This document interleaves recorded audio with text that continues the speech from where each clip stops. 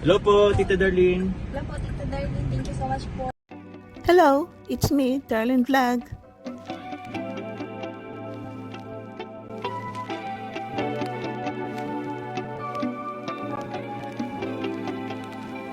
Ano ba, saan ba gusto malaman, saan ba nagsimula itong issue na ito? Doon po yung kasi po pag nag-practice sa pag-practice po tayo, edi nandun po ako lagi kasi doon po tuloy pag may practice po, parang nila ako mag-uwi at ginagamit. Sa Cotillo na practice yan. Pero may past issue pa pala bago po mangyari yung practice namin. Bago po ako nag-stay doon kay Bianca po may issue na po pala na nangyari na meron daw nagsisend ng mga picture ni Bianca sa sponsor po para daw po mag-hit ng Gcash, gano'n. Yung pera daw po. Pero hindi ikaw yun. Hindi po. Wala nga po akong alam na sa issue na yun. May ganun na. May ganun na pala. Tapos naririnig ko na lang po. Parang kasi may mga nagla-live po ng mga parang di ba ng sponsor po or mga viewers po nagla-live po sila. Tapos nagbasa ko po doon yung comment nila. Yung ganun-ganun daw. Tapos siyempre ayaw ko mag-name drop. Parang po lang nagsimula po yun doon. Tapos hanggang sa one time, nung unang-unang po nating practice, hindi po po nakapraktice si Bianca po. Saka ako, di na rin ako nakapractice po nun. Kasi po, dito, ano yung nangyari? Ayun, nagsakit po yung ulo niya. Bago po kasi mangyari yun, naglabas po kami. Naglamas po kami. Tapos, hindi ko naman alam na masama na po palang pera ko nagbibigyan siya. Tapos, naglabas kami, pumili po kayo pagkain para po mayroon siya ng gamot. Hindi nagsama po siya, siyempre, mag-isa po sa boarding house. Nagsama po yung isang beneficiary. Kasi tatlo po siya. Beneficiary yan Edo.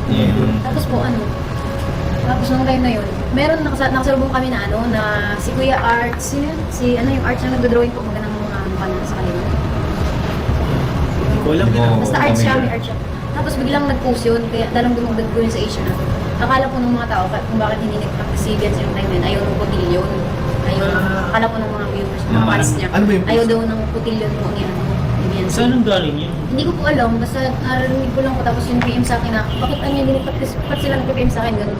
Parang ikaw yung nasisisi. Opo. Tapos ngayon nga time, nag-send po talaga ako ng picture para makita nila na tulog na po si Bianca kasi sobrang sakit nga po ng ulo, parang maiiyak na nga siya. Tapos pinuntahan pa po yung papa niya, alam po yung papa niya na sama talaga yung makaramdam. Sinend ko po yung picture na yun, pero hindi po ako nag-send ng picture para maghingi ng Gcash kasi ang lagi naman po nun na proof po yun na masama talaga yung pakiramdam para tumigil na po siya nakakasya sa akin. Yun talaga yung picture na yun. Ang intention mo maganda. Oo, nabisin na sa kanya. Maraming yan ngayon. Maraming Tapos ngayon. naglabas po yun sa live ni Kuya, Kuya JJ, yung picture na yun. Totoo naman po yung nag-send ako nun, pero hindi po yung sinend para mag-ganong-ganong yung sinasabi ko niya sa akin. Kanina Hindi ba may yung issue na sinend? pala. Parang ginawa na lang siya ng kwento. Doon po sa isang data, sinend po. Sa parang sinasabi Parang niya. tinatanong niya na po, bakit nasa sinend po. Bakit hindi na? Alam mo po ni Bianca na sinend ko talaga yun. Sabi niya, para tumigil na sila. Dahil hindi po bukong kayo ng cake. Kung bakit di nag-practice po si Bianca. O yun, sinabi ko po, ayan po, masama ko talagang pakiramdam. Kasi yun, nagtulog na din kami. Nagsama na din ko yung pakiramdam na nagsakit sa ulo ko talaga doon time na yun. Tapos after nun, After yun, ako na po yung nasisimulat. Ang sinasabi nila, nagsisend daw po ako ng yung mga picture na kumakalat. Ako daw po nagsisend nun. Tapos naghihingi daw po ako ng Gcash. Yung po ba nangyari kay Patrick? Ganun po yung nangyari. So yun, narinig niyo mga kalingap ka-IDC, kaka-Carsi dyan, no? Ka-Jumcar na. Para sa akin, may mali talaga si dito. Mali. May mali or mali talaga niya kasi alam niya noon pa na may mga issue-issue, na mga picture-picture na sinesend. Naalala po ni si Carla na tulog. Tapos may nag-send ng video or picture na nakatulog siya kasi gusto ng proof na si Carla is tulog, binidyoan, pinicturean na yun ang kumalat-kalat na baka binayaran o kung ano ba. Tapos yung tao na yun is alam naman niya na ang papadalhan is kilala niya, di ba po? Pero ginawa niya. So ito si Milka, parang tao lang ang pangalan niya pero hindi niya kilala kung sino ito ang pagkatao. Bakit ka Milka nag-send ng pictures ni Viancy? Kahit alam ni Viancy dahil magkaibigan kayo, baka hindi siya nagsabi nga nagalit, pero sa ilalim ng puso niya, masama ang loob niya kasi parang na-disrespect mo yung isang tao kahit magkaibigan kayo. Hindi mo kilala yung tao, magsisend ka ng pictures ni Viancy, disrespect po yun. Kaya para sa akin, mali mo. Pero siyempre, tapos na nahuli na ang lahat, no? Nagsisi ka naman. Pero isa rin ito kasi, example, kung si Ayan siguro ang nagtanong, saan ba si Viancy? Tulog po. Sa kanila siguro hindi na maghingi ng picture kasi satisfied na sila sa sagot na tulog. Masama ang pakiramdam. Kahit ito si Rob, hindi na maghingi ng picture kung malaman na may masama ang pakiramdam. Tulog kasi they trust you na nagsasabi ka ng totoo. They trust Viancy na talagang nagsasabi ng totoo na may sakit. So I don't think so na maghingi sila ng picture. Ang pagkakamali mo lang ito, hindi mo kilala ang mga tao. So para masabi nila nagsasabi ka ng totoo na si Viancy is nandyan, masamang pakiramdam, hindi nakapunta sa practice ng cotillion, talaga nag-send ka ng video, pictures. Even though sabihan ka nila bibigyan kita ng million, no, you're not going to do that. Kasi ma-disrespect mo ang friendship ninyong kaibigan, parang bestie, ang tawagan nyo, bishi, parang ganon. So, that is not good, Melka. I'm sure na hindi mo na uulitin, pero sa ganito, parang ang iba naniniwala, ang iba hindi. So, ngayon, kumakalat na about sa Gcash, so siguro, hindi ka naman siguro humingi ng Gcash, no? Pero, siyempre, ang kumakalat talaga is yung bad issue, negativity para sa'yo. So, sana, I'm sure natauhan ka, hindi na maulit. At ito para ito sa lahat ng Kalingap Angels, no? Na, please don't send video or pictures to anyone, no? Hindi kayo pwede mag-send ng pictures kahit kaninuan. Di ba po? Katulad dito kay Lolo, no? Pagkakamalino Lolo, alam niya na ang account na yan is fake account, riniplayan pa niya. Ngayon ang kumakalat, tumihing ng Gcash. So marami talagang kanyan. Ako, ingat na ingat ako. Ingat na ingat ako sa mga ganyan. I'm sure marami dito sa social media na ganyan. Nag-iingat. Hindi ko na-experience yan, pero dahil sa marami akong napapanood dito sa Jomcar, naririnig, nag-iingat ako. Kasi may issue ka, no? Isa pa, may mga edited dyan, no? Edited chat. Kaya tayo rin na nakakanood, pag may natanggap kayo ng mga chat na si ganito is naghihingi ng Gcash, may kapalit na picture, wag po kayong maniniwala. Kasi para sa akin, hindi ko gagawin yan. Kasi, isa pa, mapapahiya ka. O di ba po, hindi mo gagawin yan.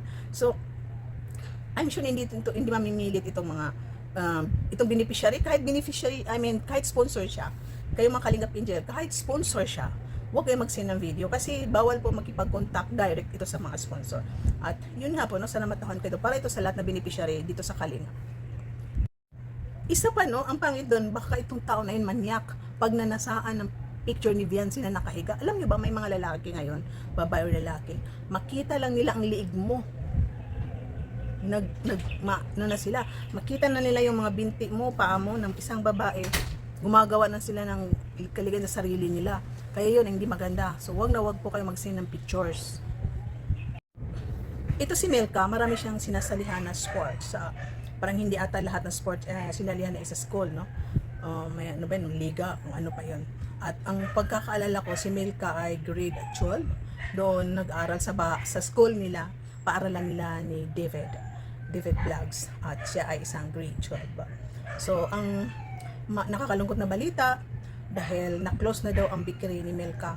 Partner si Melka, itong isa sa at kapatid at ng teacher na naging friend niya, partner sila po, di ba? Kaya daw na-close kasi yung binta nila is para silang walang nagiging, no? Hanggang pambayad lang ng renta. Ang pagpapatayo kasi ng business is hindi talaga madali, no? Unang pagninegosyo is idadaan mo muna sa delivery, ihahatid mo sa mga office, sa mga bahay. Pag nakita mo na hindi na kaya maghatid, saka ka magpapatayo ng negosyo. Pag hindi mo afford magpatayo ng building, siyempre magre-rent ka. Magsisimula ka sa maliit. Pero kung may kapital ka, mag-franchise ka, o yan, no? Malaki ang halaga. Pero kung magsisimula ka lang sa maliit, katamtaman din ang presyo na yung kapital.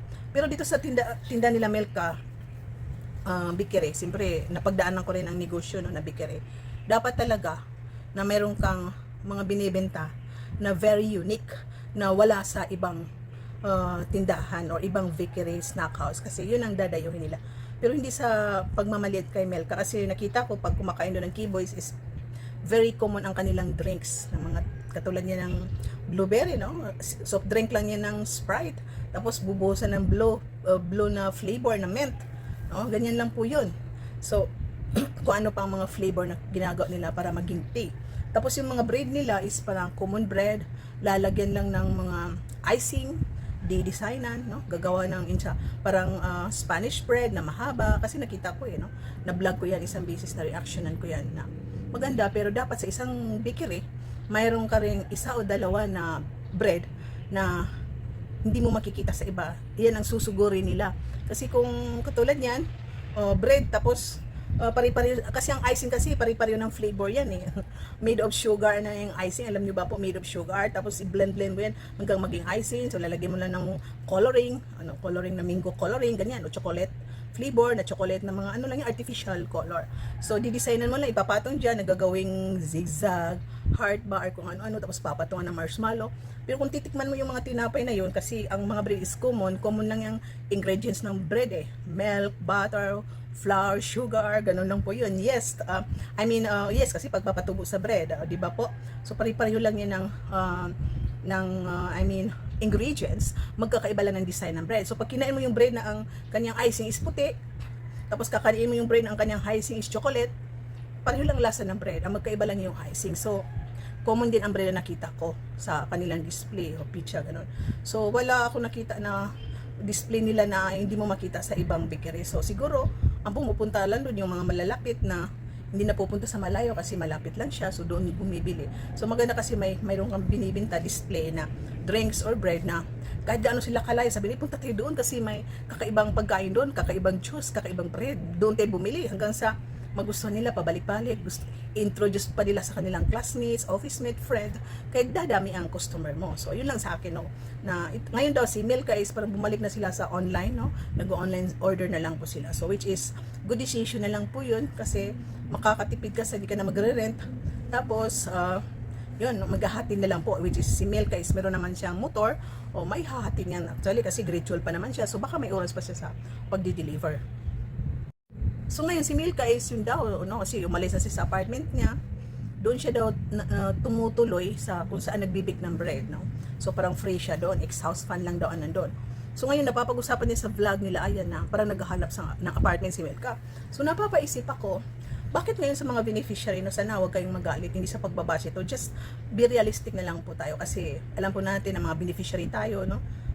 Tapos minsan wala kayong sponsor. Be realistic na lang, bakit apartment ang hinahanap? Sa kapanahonan namin, nagbabayad aming nanay or tatay or lolo or auntie. Noong panahon, bed spacer, no? Boarding house. Ilang kayo? 3, 4, 6. Tapos bed spacer. So magkano ng bed spacer? Baka 1,500, 2,000. Kasi parang wala kang makitang apartment ng 4,000. Meron na ta, maliit na bahay. So malaki-laki yun. So bakit ba kailangan ng apartment? Bakit ayaw nyo ng bed spacer? Isa rin na disadvantage sa bed spacer, baka may kasama kang magnanakaw, magdadala ng boyfriend sa room niya, no? Mag-iinom, tapos makalat, ganyan po. Tapos mag-study ka, maingay sila. Yan din na disadvantage sa bed spacer. Pero kung advantage na, which is mura talaga. Pero yun, pwede magtiis, pwede mag-ingat para mas makatipid. So sana siguro itong mga Kalingap Angels na walang sponsor sa kanilang boarding house, sa kanilang ganyan, maging be realistic na lang po tayo mga Kalingap Angel na kunin natin itong mga ano na lang, no, bed spacer kasi malaki na yung 4-5 na apartment. I don't know, mayroon palang 4-5 din sa Dait, no, na apartment. So mura ang ano diyan, mura ang bilihin mo, mura ang cost of living diyan sa Dait, kaya siguro may 4-5 na ganyan kamura na apartment. Kasi doon kay Joy dati parang 9 ba yun or 10, kaya naghanap, lumipat, no, si Joy Diwata kasi masyadong mahal. Nung malaman nila na sponsor, nag-increase sila ng price. Ito si Milka, sa tingin ko rin hindi siya bad influence kay Beyonce kasi wala naman siyang bisyo po, di ba po kung napansin niyo. Si Milka mahilig siya sa music, yan, mahilig sa sports, nag-aaral ng maayos.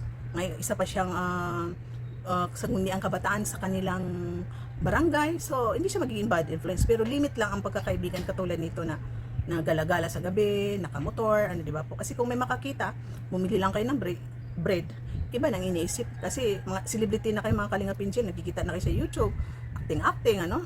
Lalo na si Beyonce, isa siya sa top 3 na love team dito sa Kalingap. Kailangan talagang ingatan yan.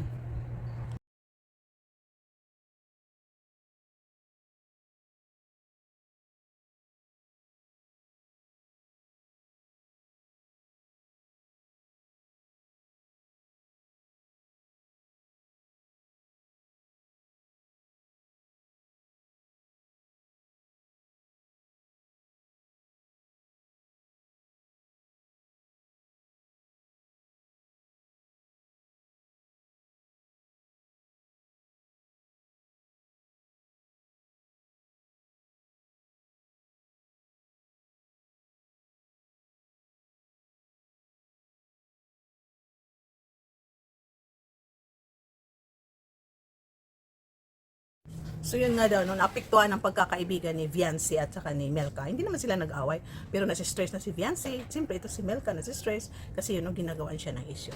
So, dito lang po ang ating reactions for today, mga kalingap. Ka-Chumcar, ka-Carsi, ka-Viancy, ka-Idsin yan. No? So, thank you for watching. See you in my next reaction video. Shoutout kay Kuya Valentina Vlogs, Kalingap Rap sa lahat ng Kalingap Partners, mga charity vloggers, mga reactors, mga deputy, mga ambassador, mga OFW, sponsor, viewers, marathoners, supporters. Bye-bye and see you in my next reaction video. God bless and ingat po tayong lahat. Mga kalingap, suportahan natin Darlen Vlogs YouTube channel. Please subscribe. Mga karaba, mga kalingap, mga kadyong karagi ng samahan. Reactor na maaasahan, siya si Darlen Vlogs. Sa Kalingap Radyo Balitaan, atin siyang nasisilayan. Mabuti na kaibigan, solidong kalingap niya. Siya ay matulungin sa kapwa, mga reaksyon niya kahanga-hanga. Siya si Darlen Vlog, samahan natin. Mga kalingap, halika na samahan natin siya. Darlen Vlog sa kanyang channel, samahan natin siya. Mahusay na reactor kasama sa balitaan, lalong-lalo na sa Joker kanyang sinuportahan. Mga kalingap, suportahan natin Darlen Vlogs, Karaba, Kalingap Reactors, Kalingap Radyo Balitaan. Please subscribe Darlen Vlogs.